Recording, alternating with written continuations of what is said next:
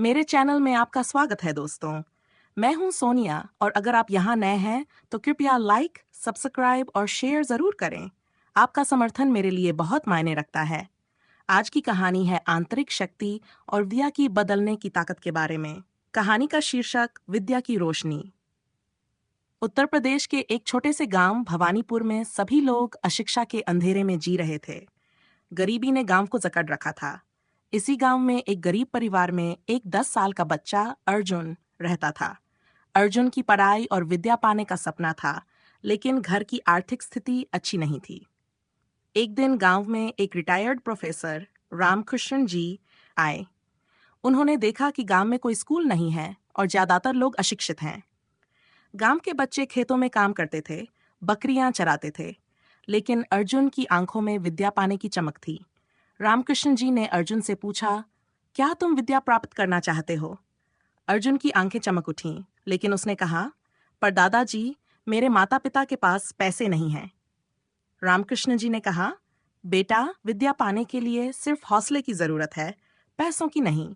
मैं तुम्हें विद्या दूंगा, लेकिन तुम्हें मेहनत करनी होगी। अर्जुन ने खुशी खुशी हामी भर दी। अब अर्जुन हर सुबह अपने पिता के साथ खेतों में काम करता और दोपहर में रामकृष्ण जी के पास विद्या लेने जाता।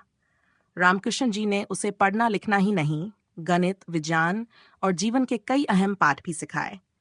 अर्जुन का ध्यान धीरे धीरे बढ़ता गया।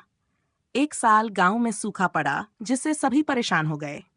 अर्जुन ने रामकृष्ण जी के साथ मिलकर अपने ज्ञान का उपयोग करते हुए एक योजना बनाई और गांव वालों को समझाया कि वे वर्षा जल को इकट्ठा कर सकते हैं। गांव के लोगों ने अर्जुन के ज्ञान पर भरोसा किया और एक छोटा तालाब बनाया। इस तरह सूखे के बावजूद गांव की फसलें बच गईं। अब गांव वाले अर्जुन की बुद्धिमानी और रामकृष्ण जी की शिक्षा का महत्व समझने लगे थे।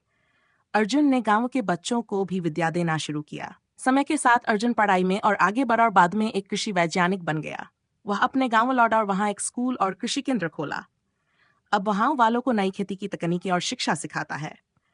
रामकृष्ण जी की आंखों में गर्व था कि उनकी विद्या और अर्जुन की मेहनत ने पूरे गांव की तस्वीर बदल दी। संदेश: विद्या अंधेरे में रोशनी की तरह है। यह न केवल एक व्यक्ति का बल्कि पूरे समाज का भविष्य बदल सकती है। दोस्तों, कहानी सुनने के लिए धन्यवाद। मुझे उम्मीद है कि आपको ये कहानी पसंद आई होगी।